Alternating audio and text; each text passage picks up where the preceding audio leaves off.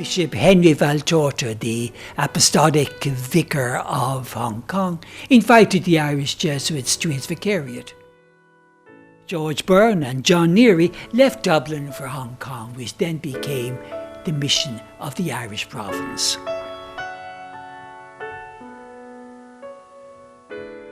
They were joined in early 1927 by Father Daniel Finn from Australia, and then by Fathers Richard Gallagher, Patrick Joy and Daniel MacDonald.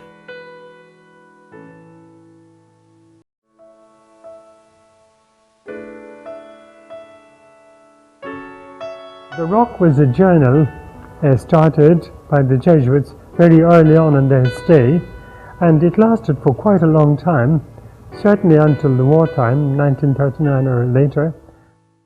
In 1927, John Neary was invited to teach religious knowledge in YN College, a grant and aid school founded by Chinese Catholic Peter Tsui.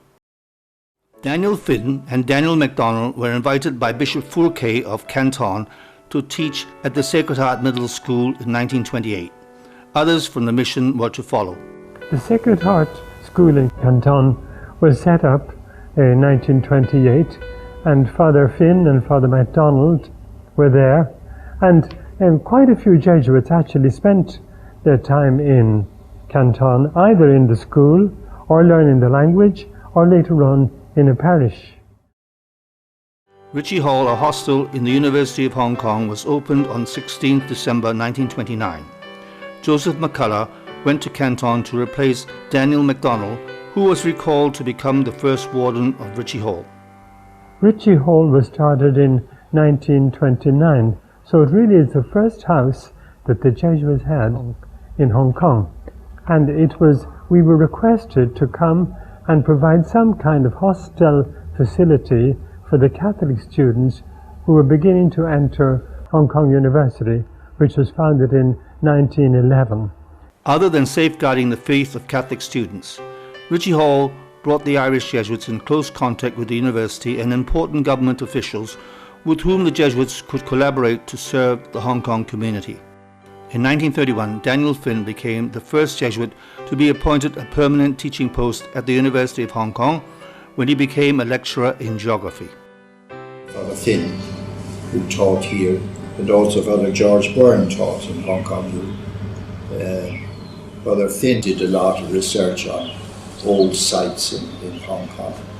So he dug up quite a number of old relics, which they have in the museum now. On the 1st of November 1931, the South China Regional Seminary was officially opened by Bishop Valtorta. The second one was the seminary, to look after the seminary, which was a seminary for the whole of South China. And so candidates for the priesthood came from different parts of China to study philosophy and theology in Aberdeen.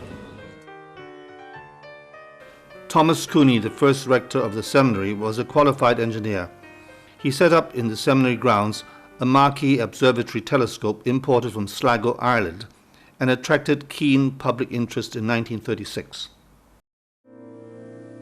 In 1932, Michael Saul and Joseph McCullough became the first tragic loss of the mission. They were assisting victims of a cholera epidemic in Canton when they contracted the disease and died within a week of each other. Father McCullough and Father Saul, and I was very fortunate to go and see their graves maybe 25 or 30 years ago. In December 1932, YN College Hong Kong was officially transferred to the care of the Society of Jesus, and Richard Gallagher became the first rector. And the YN colleges were not actually set up by the Jesuits, but we were very kindly asked to take over one of the Jesuits by Mr. Peter Tsui.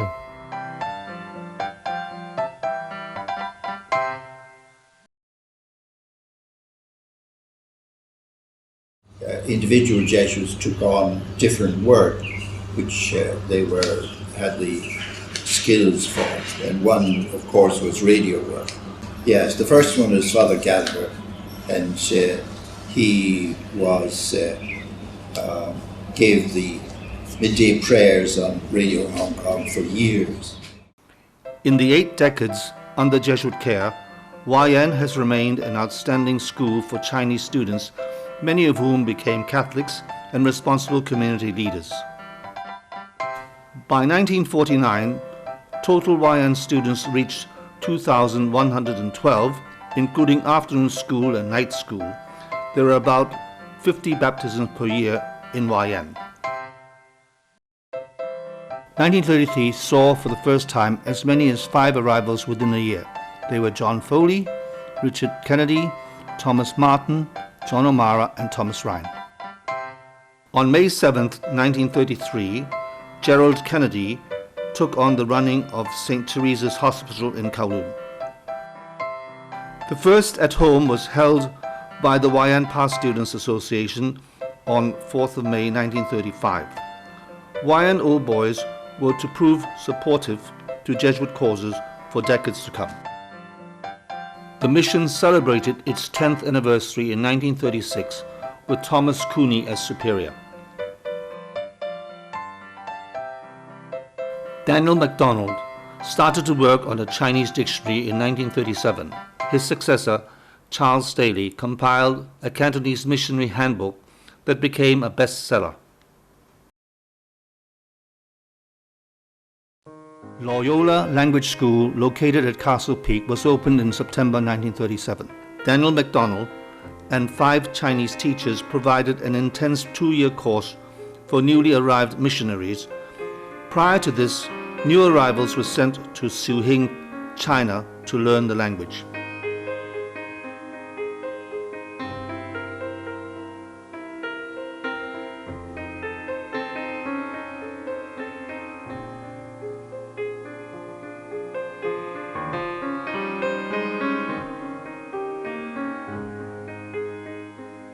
In view of the decline in Jesuits coming from Ireland due to the war, the language school was turned into a junior seminary for local students in 1940.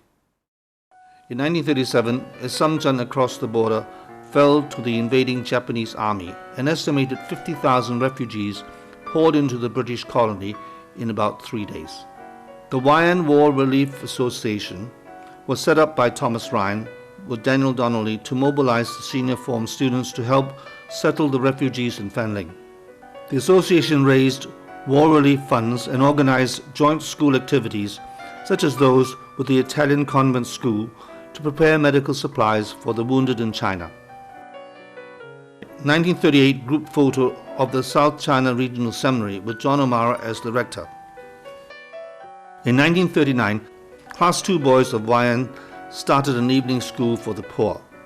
YN Chinese Middle School was registered as a standard Chinese school. English was taught in 2 senior classes and catechism in all of the 5 classes. For 2 months in 1939, Edmund Sullivan and Tom Fitzgerald interrupted the language studies to take care of 1,500 refugees living in railway trucks about 20 miles from Loyola Language School. In September 1941, the Austin Road branch of YN, with 140 senior students, was opened with a community of 4: Patrick Joy, Richard Gallagher, Charles Staley, and Joseph Mackesy. We did attempt to open another one just before the Japanese invasion in 1941. Actually, it was founded for about 3 months and it had to close down.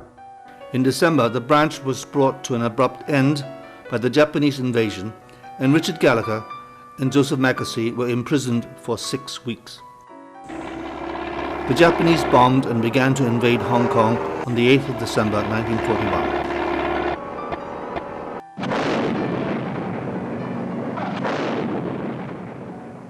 The language school was abandoned and looted. Ritchie Hall came under artillery fire and was requisitioned by the Japanese. The seminary was shelled and hit 3 times. The interior of the chapel was destroyed, but John O'Mara and the seminarians miraculously escaped injury. The British surrendered on Christmas Day. All schools were closed. In April 1942, the Japanese governor invited Edward Burke to reopen YN Chinese Middle School. Only Chinese and Japanese were to be taught. English and religious subjects were not allowed. There were about 170 students and only 30 of the former students attended. In 1942, Colegio de San Luis Gonzaga was opened in Macau, mostly for secondary school students who fled the Japanese-occupied Hong Kong. Henry O'Brien was superior and headmaster. Thomas Cooney added university, technical and business courses to it. In late May 1943, Patrick Joy, the superior, and Jared Casey were interned and questioned by the Japanese at Stanley until the 7th of August. Many imprisoned with them were tortured and executed. The first Irish Jesuits ordained on Chinese soil, Matthew Corbally, Timothy Doody, Joseph Mackesy, and John Wood, were ordained in Shanghai on the 19th of May 1945. End of war. Japan surrendered on the 15th of August 1945. YN College Hong Kong closed briefly on the 31st of July for teaching British propaganda, reopened on the 8th of September. Post-war Hong Kong was poverty-stricken and burdened by the influx of refugees from the mainland. In 1946, Joseph Howardson started the Poor Boys Club for shoeshine boys, modelled on the Belvedere Newsboys Club set up by Thomas Ryan in Dublin. It flourished into the Boys and Girls Club Association, with Joseph Howardson as its chairman from 1952 to 1962. The mission accepted the offer to take over the management of YN College Kowloon, the junior branch at Nelson Street. In 1946, Thomas Ryan was appointed acting superintendent of agriculture. He helped to set up the agriculture department for the government and became the first agriculture officer of Hong Kong. Thomas Ryan was appointed head of the Botanical and Forestry Department, the first time for a priest to hold such a position in the British Empire. Thomas Ryan was appointed Director of Marketing with a staff of 200 strong to plan, organize, and run the wholesale market for farmers. Father Ryan probably had the most influence in Hong Kong of the Jesuits. He was creative, very creative, and extraordinarily hard-working. He used to get up at about 4 o'clock every morning. But he, apart from his interest in music, he was part of the Hong Kong government after the war. And that time, during the war, a lot of the trees around Hong Kong were cut down for fuel. So every hillside was bare. So he went to Australia and got a whole lot of plants, a whole lot of seedlings, and brought them to Hong Kong and planted them in Hong Kong. So that was a big contribution. Later in 1948, Thomas Ryan helped to found the Social Welfare Department in the Hong Kong Housing Society.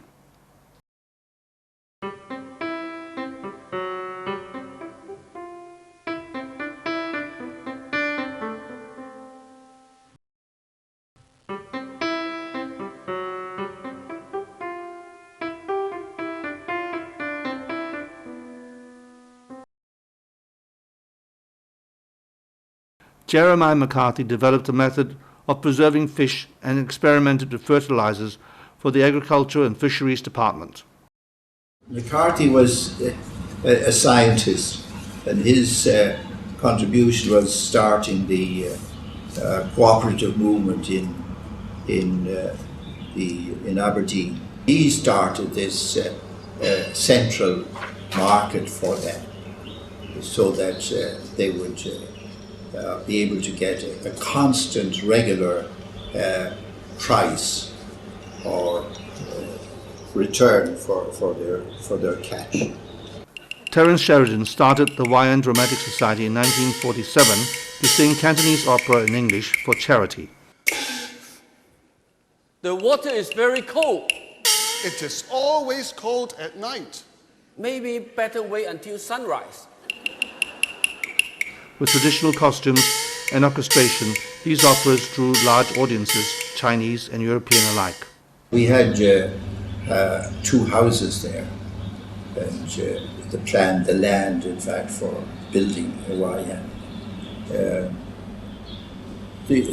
Even from the very beginning, a number of Jesuits went to Canton and taught in the Sacred Heart School, and so and also they were running a parish.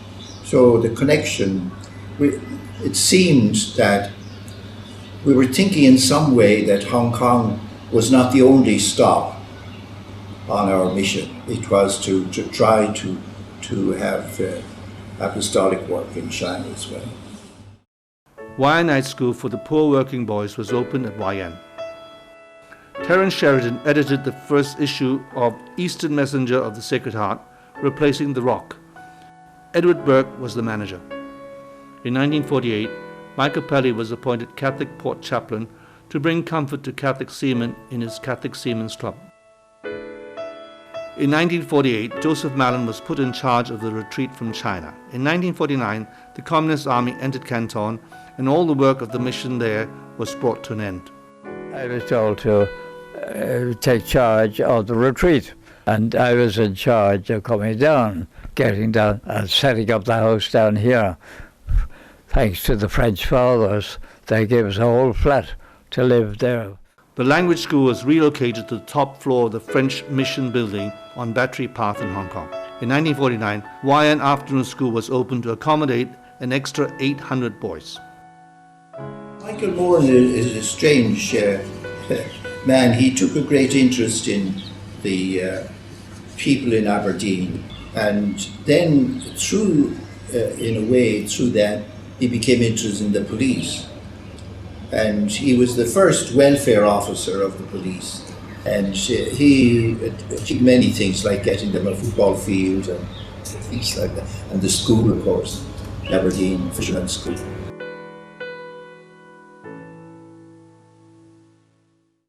At their desks were John Carroll, who became principal of Wai'an College, Hong Kong in 1951, and John Turner, who did Chinese painting and compiled a dictionary of Cantonese idiom. On the 12th of December 1952, the new premises of Wai'an College, Kowloon at 56 Waterloo Road was opened by the Governor, Sir Alexander Grantham. Patrick Toner was the rector. The MEP fathers wanted to sell the building to the government, and we moved out to Cheungjiao. We're the founders of our house, which is now a retreat house in Cheungjiao. In 1953, Richard Kennedy, the last of the Jesuits in Canton, was expelled from Communist China after a short period of imprisonment. And I remember my first time on a ship coming from Southampton, which took 28 days for us to come out here. I remember I was amazed at myself sitting on the deck sweating, like doing nothing, just sitting there. Especially the language, the food, the customs,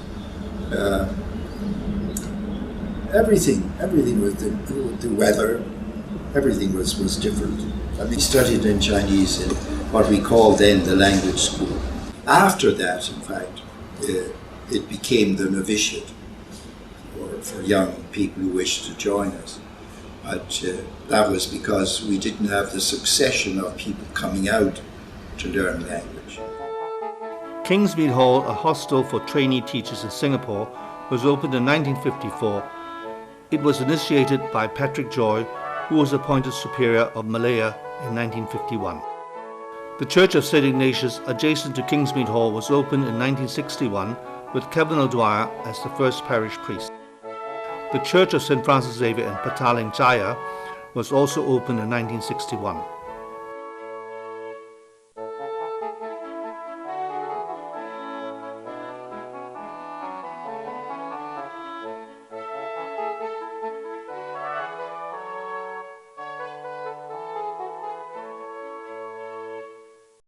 On September 27, 1955, the new Wai'an College, Hong Kong, on Queen's Road East was opened by the Governor of Hong Kong, Sir Alexander Grantham. Designed by Gordon Brown, a professor of architecture in the University of Hong Kong, the beautifully designed new school on top of Mount Parrish had a commanding view of Victoria Harbour. In October 1956, 59 died and 500 were injured in the three-day Double 10 riots in Kowloon. John Collins helped to found the Hong Kong Society for Rehabilitation in 1959. In 1964, John Collins set up the CELA office in Hong Kong. John Collins formed the Credit Union League of Hong Kong in 1966. The credit union movement, which John Collins started, and Rousseau was his right-hand man. But they started credit union movement in Hong Kong, and then gradually they spread to Asia. John Collins was Advisory Committee member of the Red Cross, Chairman of Family Welfare Society, member of the Hong Kong Council of Social Service, Director of Gabriel Richard Institute Centre. He was awarded the MBE in 1979. In 1960, Herbert Dargan became member of the Board of Education, Chairman of Discharged Prisoners Aid Association, Chairman of Hong Kong Housing Society.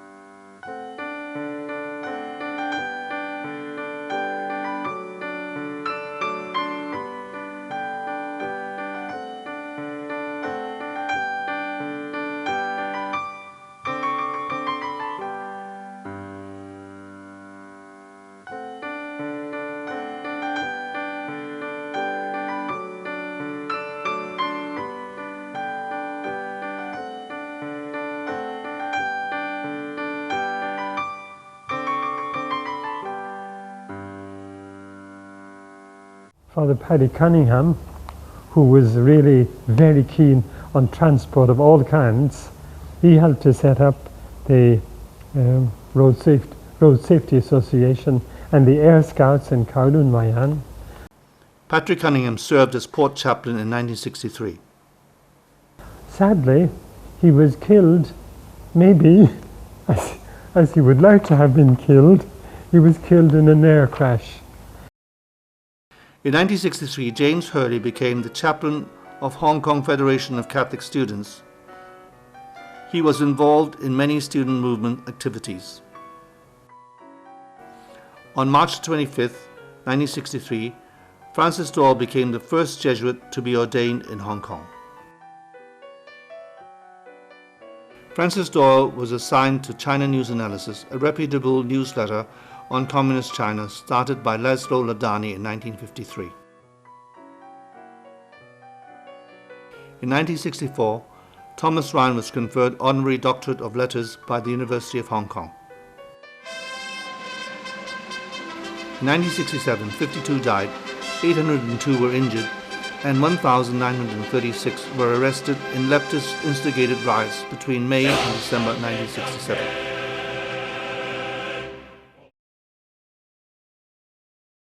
The Catholic Marriage Advisory Council was started by Father Collins, Ted Collins. And the Planned Parenthood of Hong Kong was very aggressive in promoting two as the number for families. So the church here in Hong Kong was felt that they should do something about this, and so they wanted to promote natural family planning. In 1967, Kieran Kane became a member of the Religious Broadcasting and TV Advisory Committee, to which he was elected chairman in 1969.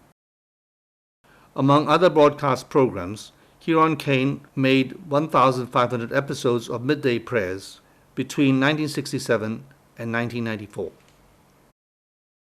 In 1968, Patrick McGovern founded the Industrial Relations Institute to help workers to recognize the dignity of their work.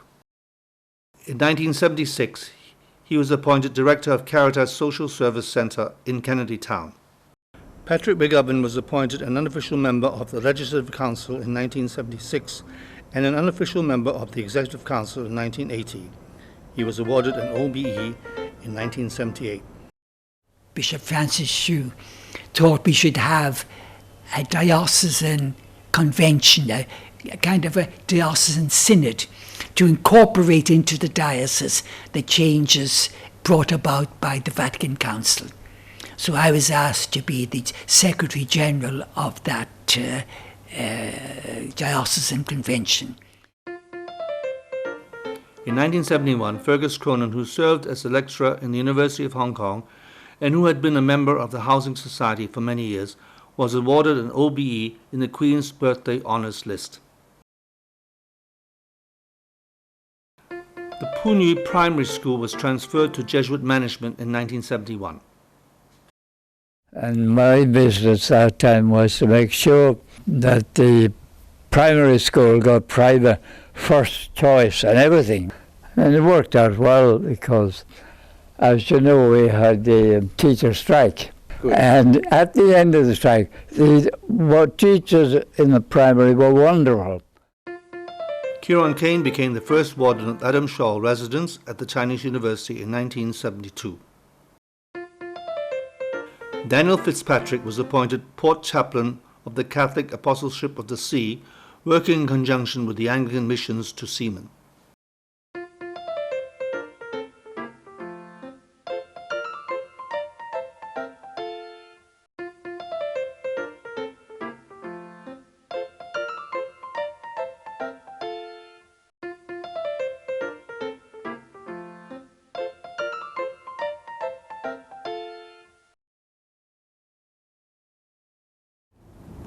Myself and Father Baptista, he was a scholastic at Still.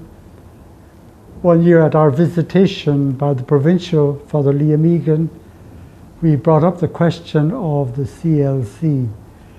Most of the members were kids, secondary school kids, university students. There were not yet any adults really. And we told them, really, we have to do something about it, otherwise it will never be any use to anybody. So, 1978, he called me up and said, right, you do it. So I started 1978. That's why I went to the World Assembly then in 1979 in Rome. And at that World Assembly, I learned a great deal. And I discovered that formation was very important. So when I came back, I got a young lady. She is now Dr. Aidin Hui, the supervisor of Marymount's. So I told her, look, really, we can't do anything unless we get formation going. We have to start with formation. So we worked together to start a formation program.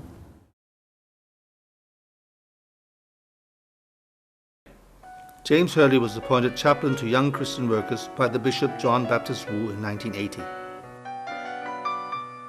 James Hurley, a strong advocate of social justice, co-founded Amnesty International Hong Kong in 1982. James Hurley published his book Option for the Deprived in 2008.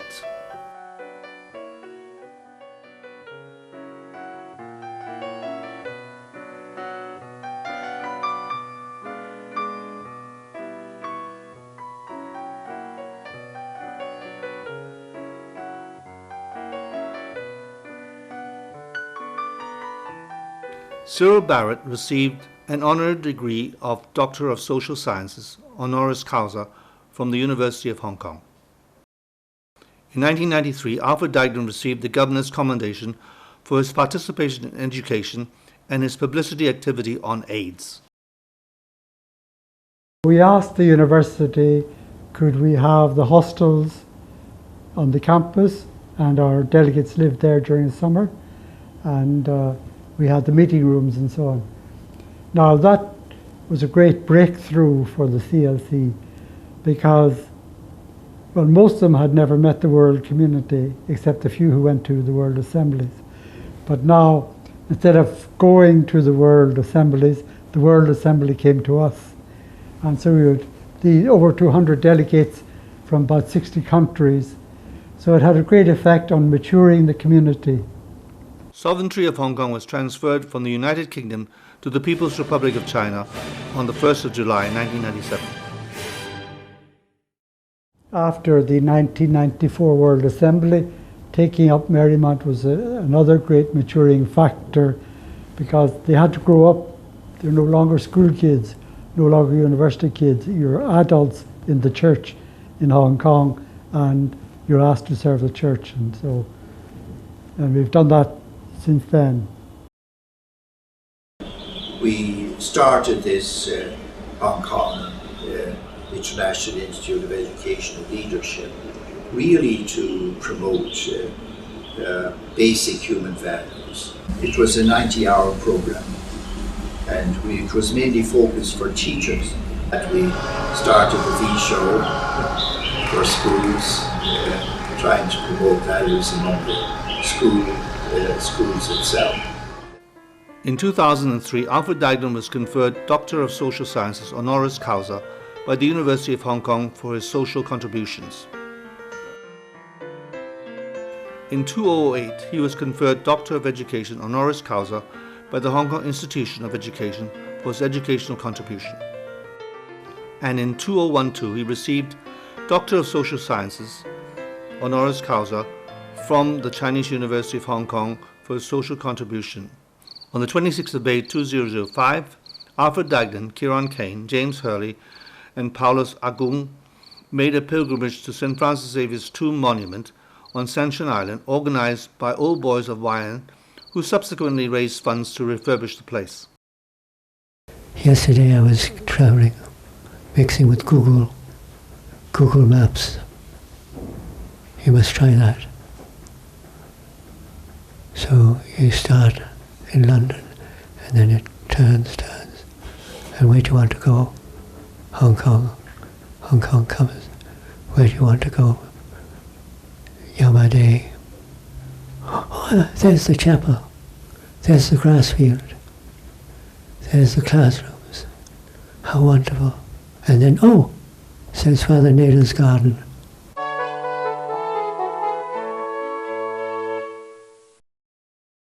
Harold Naylor's 80th and Sean Coughlin's 78th birthday was celebrated on the 27th of October 2011 with students and old boys from both the Hong Kong and Kowloon schools. At Joseph Mallon's 100th birthday party on the 13th of September 2013, 900 of his students, colleagues, friends and family members showed up to celebrate the happy occasion. Living in Dublin, 91-year-old Anthony Farron was visited by Wyan old boys and their spouses in 2014. Old boys who visited Anthony Farron earlier in 2006 were also able to see Joseph Foley before he passed away on September of that year. On the 31st of July 2014, the Feast of St. Ignatius of Loyola was celebrated in Wyan College, Kowloon.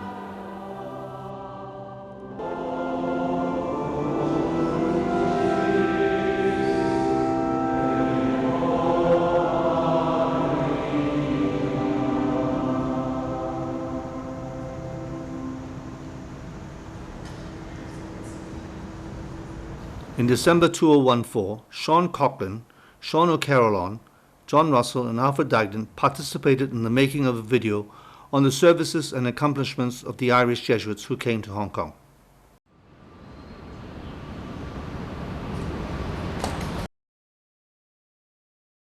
I'm very proud to say that I have a permanent identity card for Hong Kong, and I can get in and out of the airport and anything by just putting my finger on a little button, and I'm through. I'm very proud of that. I like writing very much, and I hope now that I'm not perhaps as actively engaged in work as I used to be, that I'll be able to do some more writing. The next day I got a stroke. Not because of that. but just happened to be the next day. Right. I should have mentioned that the stroke was a great blessing for the CLC. It helped them, before 1994, it helped them to start growing up. They looked after me and decided that I couldn't die, so I had to stay. This is a pet idea of mine, and it's good to put it on record that in Hong Kong we are always known as the Wai-Yan Fathers. We are not really known as the Society of Jesus, so we don't have any vocations. We had a group here, and I brought this up that really we have to start making ourselves known as the Society of Jesus. And then from 78 to 90, I was the warden of Ritchie Hall. That was a time I enjoyed. And I've kept contact with groups of the boys who are now working in Shanghai, invited me to visit Shanghai and meet them there. And another group working in Beijing invited me to go to Beijing. And all my friends are in Hong Kong. So, and Hong Kong is a place that grows on you. The longer you stay, the more attached you get to it. So I leave my bones in Hong Kong. I think the time is gone for me to go back to Ireland. I've always found in Hong Kong,